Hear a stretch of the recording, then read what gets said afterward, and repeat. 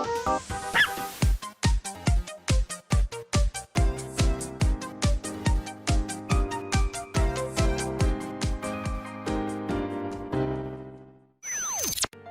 everyone, welcome back to another episode of Last Window, The Secret of Cape West. Thanks for tuning in. We're talking with Dylan here, who's just casually admitting that he works for Nile. Maybe he just feels like he's got so much big boy power backing him that he didn't care, and I don't know how we figured it out. We're just like, threatening letter has to be from Dylan. I really don't know, but it looks like it worked out. So, yeah, we're kind of asking him, hey, sure, you can tell Nile that I'm an obstacle and get them to kill me, but what about you? I found out about you, you absolute idiot. So what's gonna happen to you, huh? You gonna die? That's basically what we're asking him right now. What are you trying to say? You really think they're gonna keep a guy around who can't even remain in disguise? Mark my words. Based on the Nile I know, this isn't gonna end well. Especially because we have experience of knowing what happened to somebody who betrayed them with the first game and our partner, so we know how things are gonna go. At least, not for you. You'll be the first to disappear. What do you mean by that? I'm pretty sure that once you've given them what they want, they'll figure there's no sense in keeping somebody whose cover's been exposed, who also has a big giant mouth that just wants to blab everything to everyone. And then, what do you think will happen to you? You can't exactly hand yourself over to the LAPD, can you? Not after what you told me just now. If Nile really does have a mole in the force, and you hand yourself in, you'd be digging your own grave. Are you threatening me? What's wrong, little baby? Scared of being a little threatened, huh? Not at all. Just letting you know the facts. Then, when they've disposed of you, it won't be long before they take me out, too. It's not gonna be like that. I'm sure of it. Come on, Dylan. Wise up. What are you gonna do? I haven't got a clue. What can I do? Like, he's shifting too easily. Like, he's not believable as a member of Nile for me. I don't like this outcome. Why would they hire a guy like this? Clearly, he just seems like an absolute bumbling idiot that just, for some reason, got inserted into, like, the most infamous, most horrific crime organization. What is he doing in there? Look at him. He's like, yeah, well, I'm gonna kill you, or like, I'm gonna tell you all about it, and now I'm gonna threaten to kill you, and I'm gonna be fine. Wait, actually, they're gonna kill me? I didn't even consider that. What do I do? Like, what is this character? You've got yourself into a real fix. Come on, answer me! What is wrong with this character? Maybe we can strike up some kind of deal. Here's what I'm thinking. Since my life's also in danger, perhaps if we agreed to keep recent events to ourselves, we can both make a clean break. By the time Nile realizes the lack of contact means you've gone, they'll come looking, but you would have gained yourself a couple of days head start. A couple of days? That's not gonna stop them! Where the hell can I run to? He's buying it so easily. Where did that confidence you just had a moment ago to? It crumbled that easily? Not to mention, how can I be sure you'll keep quiet about me? If you're stuck for somewhere to run, call me tomorrow night. I know a way you can escape undetected. Whether you choose to believe me or not is totally your call, though. Dylan? Huh? What? Dylan's right arm move. Gun?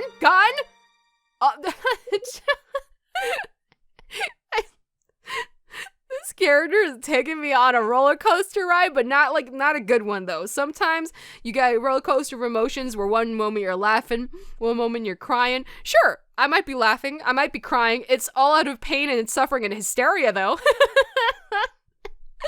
What is this character? Don't move! What you said sounds good, but I'm not so sure I'm the kind of guy who believes everything at face value. You sure believed me telling you about Nile's gonna kill you first really easily. It's decision time, Dylan. What's it gonna be? I'm gonna have to think about all this. That stuff you said, that's something I can't decide upon lightly. After all, both our lives are in danger here. You certainly didn't think so a moment ago. You thought you were gonna get off scot-free and I would be dead. Huh? You got that right. So I figure, we've lived here under the same roof for a while now. I think we can reach some sort of agreement. Here's what I'll do. I'll wait until tomorrow night to give you my answer. Before then, neither I nor Nile will make any sort of move. how are you going to guarantee that Nile's not going to make any move? Just because your little baby words? You think your little baby authority can get to do anything? Oh, Dylan. I hate this guy. I think we could both do with some rest tonight. Now just stand still and don't make a move until I'm out of here. You got that? Catch you later, Mr. Hyde. I hate this guy. I hate him. Dylan gives you a sarcastic little smile as he leaves the room. Why? How? How could they make the most unlikable character just exist? Why? Hotel Dusk / Last Window, I trusted you. Usually, no matter how unlikable the character is, they have something you can grab onto. You may not like him in the end, but you can grab onto something. Like there was Melissa's father in the first game. Actually, I might have just unequivocally, whatever the word is, hated him. I might have. I don't know. A toolbox. Okay, so is there anything we can find around here that he's packing up, or maybe not? Maybe not. I'm hoping we could find something, but books must have fallen off the shelf or scattered around. These aren't significant, right? Okay. Million tiny scratches that diffuse the light. Is there something we're supposed to be finding here? I can't believe... Okay, so he got rid of the book that had the condor symbol. What kind of agent is he? Y'all, I'm not crazy, right? Like this is weird. Every time we walked in, up until the point where we used his little magnifying glass to inspect the ring to see the condor symbol, he's kept his notebook open to the condor symbol. I don't know what he wrote in there, but it might have been notes about Nile or Condor. Because why else would he draw out the symbol in his notebook? And he left it open. He didn't even bother closing it. Even when we're like, hey, can we go over to the magnifying glass that's literally sitting on top of the book that's open to the page about Condor? Can we use it? He didn't come over and be like, yeah, give me a second, and then just give us the magnifying glass and open the book. Close the book rather, and put it away. So like he wanted us to find, I don't know. I don't get this character. I don't understand. There's a newspaper lying on the desk. Okay, jewelry, yep. Well, I mean, so the book's gone. Notebook's gone. Is there something I should be finding in here? Well, if so, Kyle will tell me. Wait, why are these open? I mean, because he's packing, right? He's packing. So there shouldn't be anything weird, right? I think. I better let Marie know about Dylan. I feel pure exasperation. I think that word encompasses quite well the emotions I feel about these developments, about this character. Just pure, unfiltered, unadulterated exasperation. Who's there? Hi, hun. It's me, Kyle. Mr. Hyde, open the door. Thank you. Thank you. I'm losing my mind, y'all. Dylan was behind the threatening letter you received. Based on zero evidence, I just sort of asked for the letter and was like, I know who sent this. Leave it to me, Marie. What? He was also the person keeping tabs on your whereabouts. So he is with Nile after all. Yeah, he is. The good news is that after I exposed him, he left. Really? He's gone? Wait. So we promised him that if he calls us tomorrow morning or whatever the hell, we're gonna give him a way out, yeah? My initial thought was that we were gonna tell him about Rex giving Marie a way out. But if we tell him about that, Dylan and Marie are both gonna show up at the station. Won't she be scared? He's the one who is literally threatening her. Won't she be scared? We better not suggest that. We better not. I'm gonna poke both your eyeballs out, Kyle, if you suggest that. Don't. Keep them away from each other. Dylan deserves nothing. Really? He's gone? Yeah. Let's just say I gave the guy a little scare that sent him packing. Should be enough to keep him away until you're safely out of town anyways. So, Kyle cares for her safety. So, he's not going to talk about the way out. Yes, correct? Hopefully, Kyle. I'm trusting you. I'm trusting you with this, buddy. Mr. Hot? Excuse me, I burped. Ugh. I'm so full of air when I'm doing these because I always try to breathe in to my stomach to take stress off of my throat, you know, proper breathing technique and such. But whenever I do that, It just leaves so much air inside me. Anyways, Mr. Hyde, here's your letter back. I don't know, that whole sequence, I don't know. Mr. Hyde, I've made up my mind. I'm going to take the chance and leave. I see. Please, don't worry about me. After all, I already told you I'm stronger than I look. Marie, you've helped me so much. After talking to you, I think I'm ready to make a run for it, no matter what lies ahead. Thank you for everything. Marie. As soon as I leave here, lock the door and don't let anyone in. You got that? And when you leave tomorrow, don't tell a soul what you're doing. Marie, I wish you the best life. I wish you the best life. Run away, escape, live your life to the fullest. You deserve everything. You deserve everything. Oh, Marie, I'm so glad to have met you. Wow. I really loved the way her story developed. I really do. Wow. 4 o'clock. I better make my way to see Mags. Damn, girl. Damn, girl. Oh, man. So frustrated. I'm so frustrated. Okay, we can't really take our mind off Dylan because Mags is the other person that he was keeping tabs on and threatening, but let's try and take our mind off of his immediate presence and irritatingness by speaking with Mags. I forget exactly what we're discussing. It's about George Patrice and the fact that he might have been the person behind the murder, correct? Who is it? It's Kyle Hyde. Oh, Mr. Hyde. You said 4 o'clock, right? Care to open the door? Don't sound so disappointed. Don't sound too excited to see me. I've got something really important that we need to talk about. I'm sorry, Mr. Hyde. I'm a little busy at the moment. Could we continue the chat from this morning another time? No, we have to talk now. Are you serious? Now isn't a very good time. Please, come back later. Now what? Maybe I should just head back upstairs and try again later. Seriously? Is it because she's going through... Well, I mean, it could be a number of reasons. She probably isn't very keen on talking to us in the first place, but maybe she's having some intense migraines right now, you know? Mr. Hyde says, oh, hello. Great, now Frank wants me. I've been looking for you.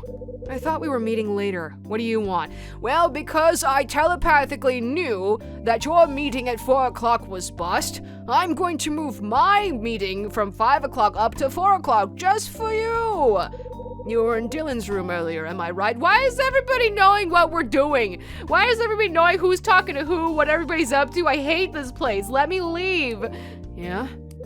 He looked quite agitated when he left. Where did you even see it from? You two deserve each other. May I ask what happened in there? You two deserve each other, Frank. Ugh, he's gone. He cut his losses and left. He left? As it turns out, he's on Nile's payroll. Once I'd managed to get that out of him, he fled. It's all slotting into place.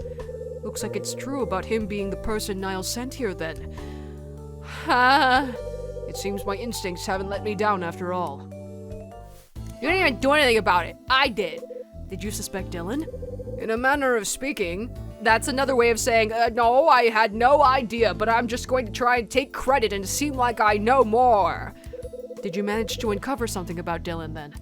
Not directly, but I noticed how defensive he was.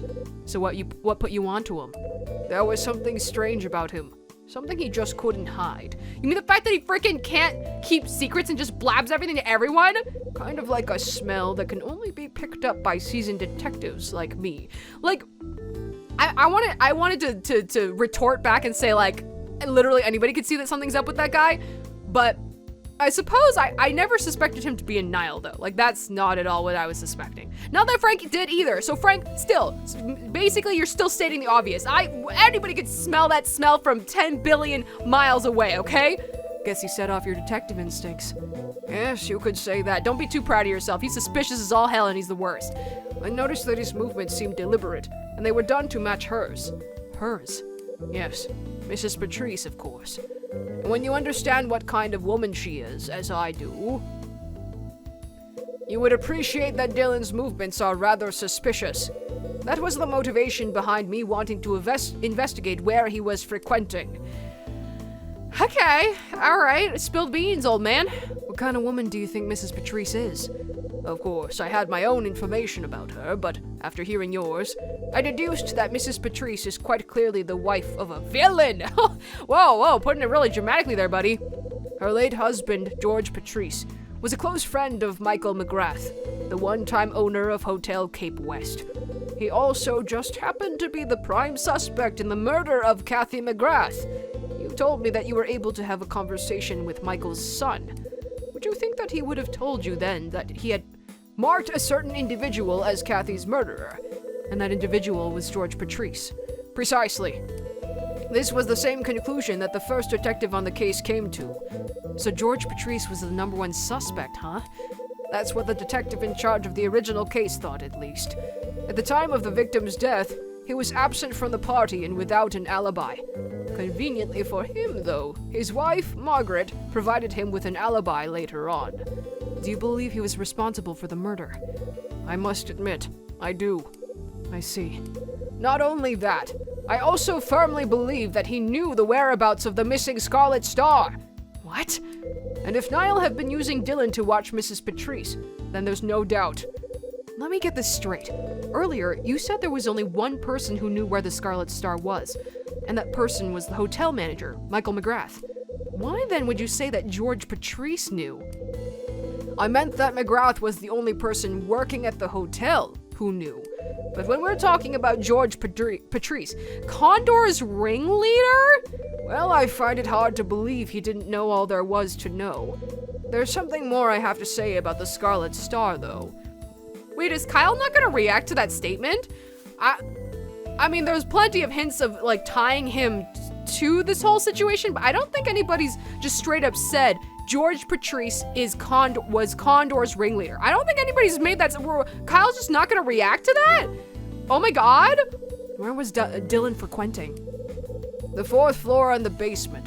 Vacant rooms, too. He also tended to enter other tenants' rooms, insisting he was merely doing maintenance.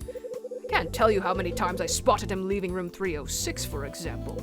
It goes without saying that he would enter Mrs. Patrice's room as well. God, the worst. Just absolutely the worst. What do you think he was up to? Monitoring and information gathering, all to find clues to locate the Scarlet Star. He was looking for it. So Dylan knew about it too?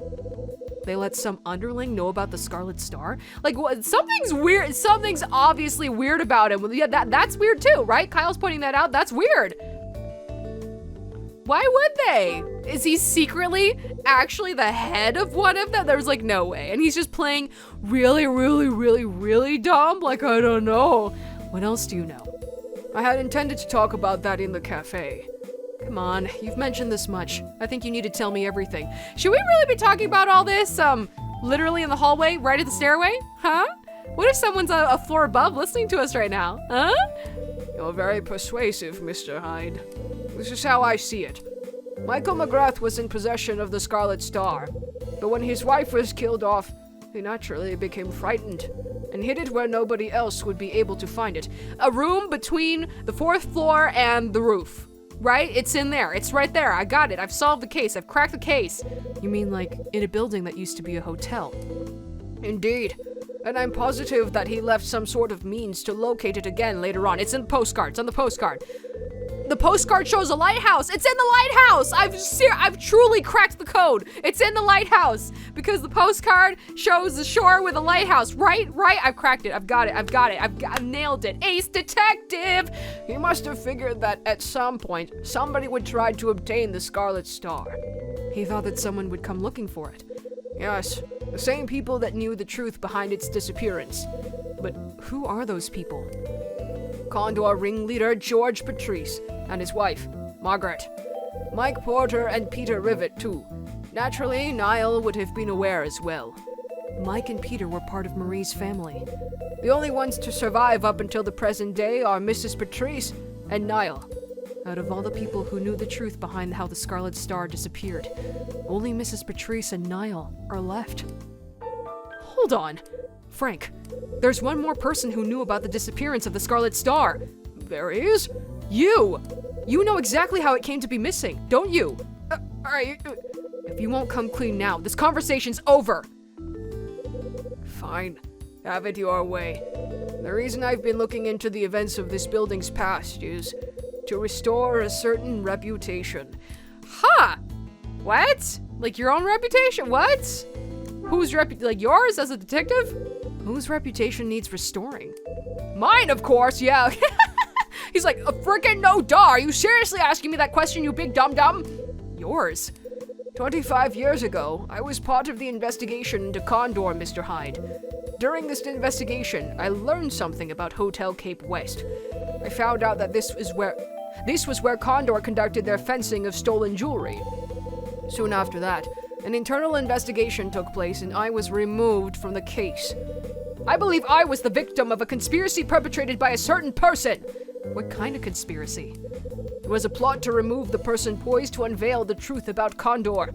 Not only did he ruin my good name, but he also deepened his allegiance with Nile. Hugh Speck. This person, the one who orchestrated the conspiracy.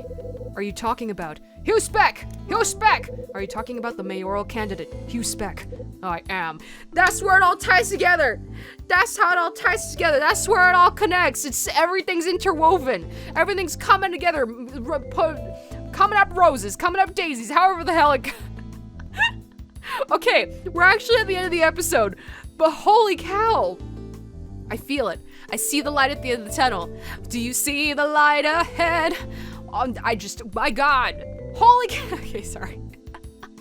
The last couple episodes have been just emotional whirlwind. Just absolute whirlwind. Oh my God. Join me next time to hear more about Frank's past and about Hugh Speck being behind everything. This is Axis, over and out.